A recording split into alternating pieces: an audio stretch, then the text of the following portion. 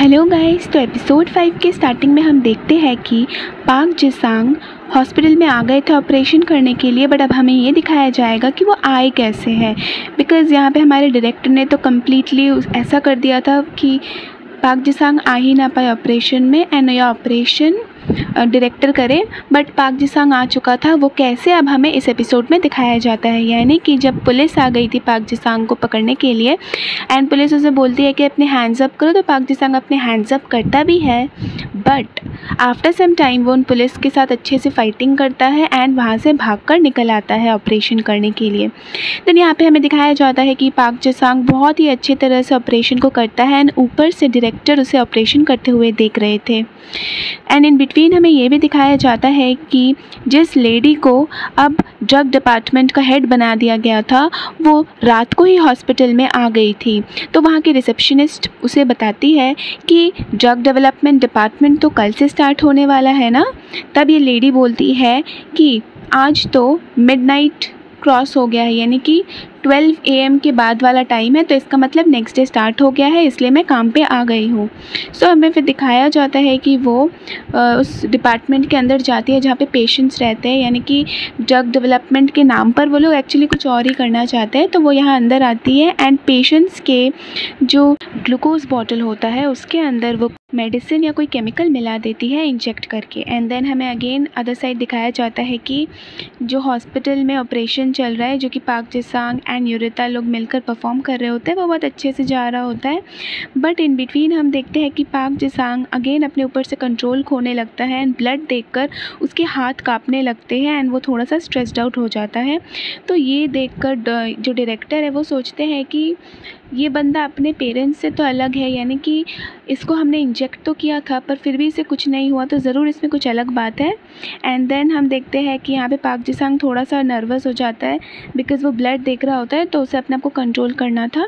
तो यूरिता से बोलती है कि अगर तुम्हें प्रॉब्लम हो रही है तो तुम जा सकते हो, यहाँ से मैं कैरी ऑन कर लूँगी क्योंकि मेन ऑपरेशन तो हो ही चुका है। बट यहाँ पे पार्क जिसांग बोलता है नहीं, कोई बात नहीं, I will stay over here and मैं फिनिश करूँगा इसे। एंड देन ऑपरेशन को कैरी ऑन किया जाता है, ऑपरेशन एकदम सक्सेसफुली कंप्लीट हो जाता है। देन हमें दिखाया जाता है कि पार्क जिसांग जब बाहर आता है तो जो पेशेंट का बेटा था, यानी कि जिस लड़के से उसने लास्ट डे बात की थी, वही लड़का उसे थैंक यू बोल रहा होता है। बट पार्क जिसांग बोल रहा है कि थैंक यू मुझे बोलने की ज़रूरत नहीं है, बल्कि उसे बोलो जिसने तुम्हारी मदर को लिवर डोनेट किया है। तो वो लड़का बोलता है कि हाँ, मैं ज़रूर उन लोगों का भी बहुत थैंकफुल हूँ, बट अलॉन्ग विद दैट आपका भी मैं बहुत थैंकफुल हूँ। एंड देन वो बच्चे को बताता है कि हाँ, अपनी मॉम का ध्यान रखना बोलकर वो वहाँ से चला जाता है। देन हम यूरिता को देखते हैं जो कि पार्क जिसांग के केबिन में आई होती है एंड उसे बोलती है कि ज़रूर तुम्हें कोई ना कोई प्रॉब्लम है, तुम ज़रूर सिक हो और तुम ये किसी को बता नहीं रहे हो, बट ये मुझे ज़रूर अच्छे से समझ आ रहा है। बट पार्क जिसांग उसकी बातों का कोई रिस्पॉन्स नहीं देता है अच्छे से एंड वो ऐसे ही बस थका हारा होता है, सोने की एक्टिंग करता है। तभी वहाँ से जो यूरिता है वो चली जाती है। And then in next scenes हम देखते हैं कि पार्क जिसांग जब घर आ जाता है, उसका जो रिसर्चर है या डॉक्टर है वो उसे बताता है कि जो इंजेक्शन उसे इंजेक्ट किया गया था ना, वो वही इंजेक्शन है जो उसकी मॉम को भी इंजेक्ट किया गया था एंड उसमें एकदम वही वाली चीज़ें हैं, यानी कि ऐसे केमिकल्स हैं जो कि किसी भी वैम्पायर की डेथ कॉज कर सकते हैं।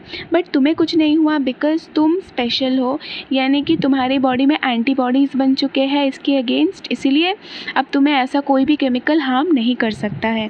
देन यहाँ पे पार्क जिसांग सोचता है एंड उसे अपना बचपन वाला टाइम याद आता है, यानी कि अपना टीनेजर वाला टाइम, जब वो सन के अंडर बैठा हुआ था एंड उसकी हाथ बर्न हो जा रहा था क्योंकि वो सन के नीचे बैठा हुआ था।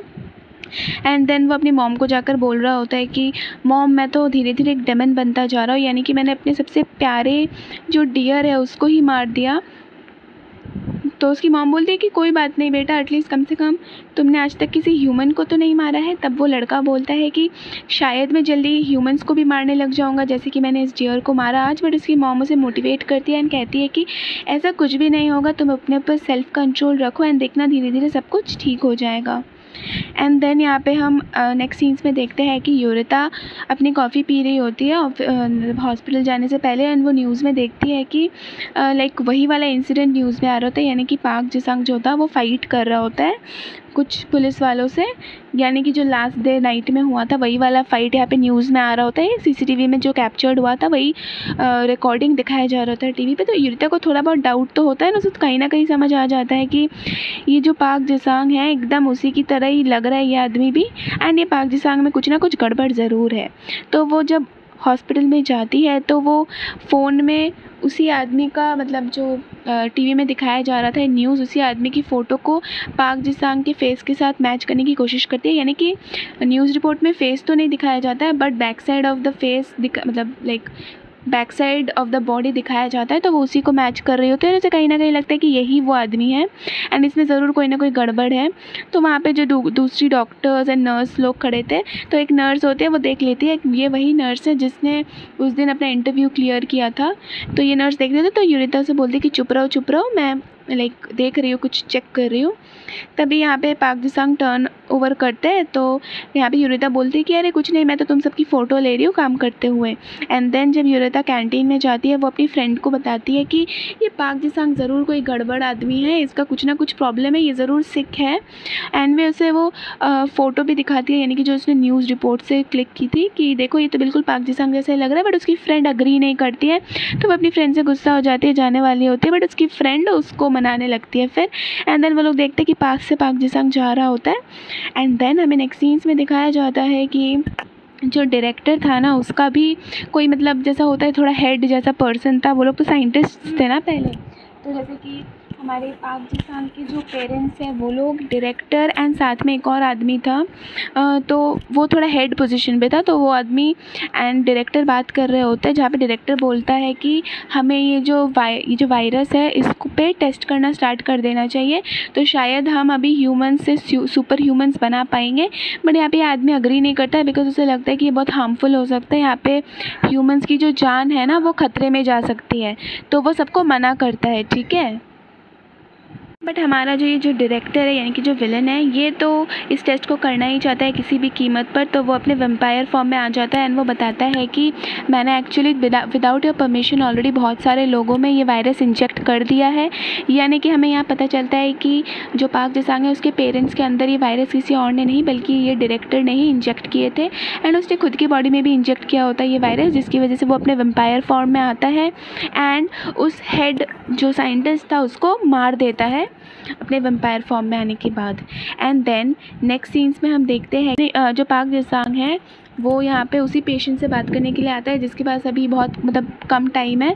जैसे कि ये वही पेशेंट है जो एक कपल आया था ना, जिसमें से एक जो हस्बैंड था वो इल था, तो ये वही पेशेंट है। एंड इससे पार्क जिसांग बात कर रहा होता है, तब वो आदमी जो है वो बता रहा होता है कि मेरे पास तो जीने के लिए बिल्कुल भी दिन नहीं है, बल्कि मैं तो जल्दी ही मर जाऊंगा, बट मैं अपनी बेटी का जो वेडिंग होता है ना, बेटी के वेडिंग में उसके साथ ही चलना चाहता हूँ। जैसे कि क्रिश्चियन वेडिंग में होता है ना कि जो डॉटर होती है उसके साथ उसके फादर भी चलते हैं साथ साथ में, एंड देन अपनी बेटी का हाथ जो हस्बैंड होता है उसके हाथ में दे देते हैं। तो यहाँ पे वो भी वैसा करना चाहते हैं, बट वो कहते हैं कि शायद मैं ये नहीं कर पाऊँगा, बट मैं ये ज़रूर करना चाहता था। तभी हम देखते कि पार्क जिसांग उसकी बेटी को भी देखते हैं जो कि साइड में खड़ी होती है छोटी सी। एंड देन नेक्स्ट सीन्स में हम देखते हैं कि यहाँ पे जो दूसरा डॉक्टर है जिसको वो जो हेड लेडी थी उन्होंने कहा था कि तुम ड्रग डेवलपमेंट टीम पे थोड़ा सा ध्यान रखो, नज़र रखो, क्योंकि ये लोग बहुत ही मिस्टीरियसली हर काम को कर रहे हैं, हमें कुछ समझ नहीं आ रहा कि क्या कर रहे हैं ये लोग, तो प्लीज़ आप थोड़ा सा ध्यान दीजिएगा। एंड देन हम देखते हैं कि ये आदमी उसी चीज़ पे कुछ रिसर्च कर रहा होता है, एंड वो जो हेड लेडी होती है वो भी उन्हें आकर कहती है कि प्लीज़ अच्छे से इसके ऊपर रिसर्च करिए और हमारी हेल्प करिए, ठीक है। एंड देन हम देखते हैं नेक्स्ट सीन्स में कि यूरिता जो अपनी सिस्टर थी यानी कि चर्च वाली जो सिस्टर थी जिसने उसका ध्यान रखा बचपन में, उसके पास बैठी होती है एंड उनका ध्यान रख रही होती है, उनसे बातचीत कर रही होती है। तभी वहाँ पे पार्क जिसांग आ जाता है, तो ओल्ड लेडी कहती है कि अब तो मेरे पास शायद जीने के लिए ज़्यादा दिन बाकी नहीं है।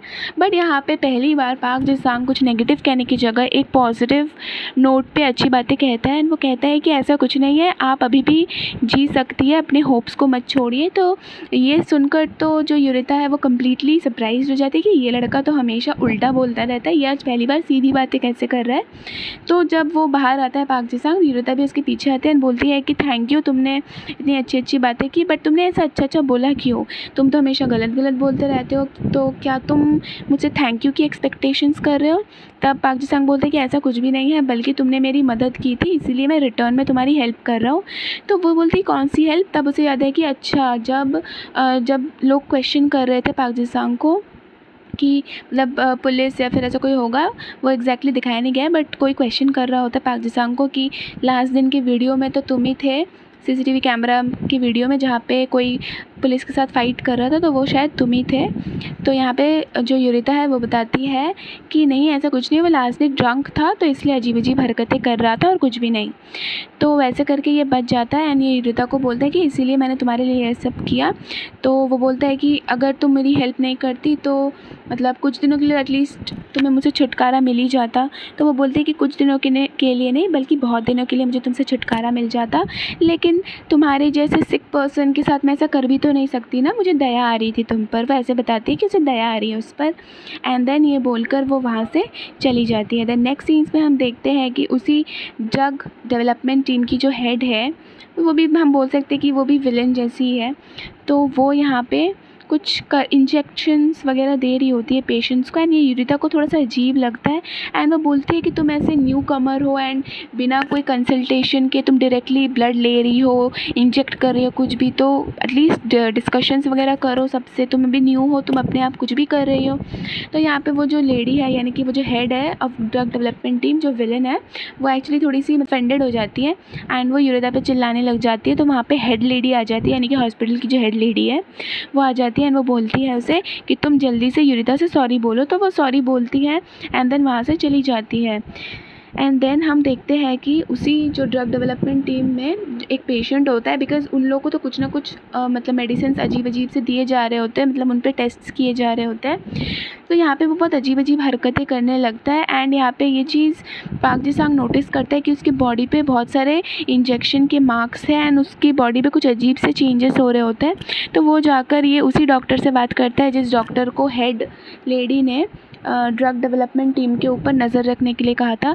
तो ये उन्हें बताता है कि हाँ, ये तो कोई नॉर्मल इंजेक्शन या मेडिसिन का असर नहीं है, बल्कि ज़रूर इन्हें कुछ चीज़ से इन्फेक्ट किया जा रहा है या फिर कोई वायरस वगैरह कुछ तो गड़बड़ है। तो यहाँ पे पाक जी-सांग बोलते हैं कि प्लीज़ आप थोड़ा सा देखिए कि कुछ गड़बड़ ना हो जाए। एंड यही बात करते करते वहाँ पे जो युरिता की फ्रेंड होती है ना, वो आ जाती है।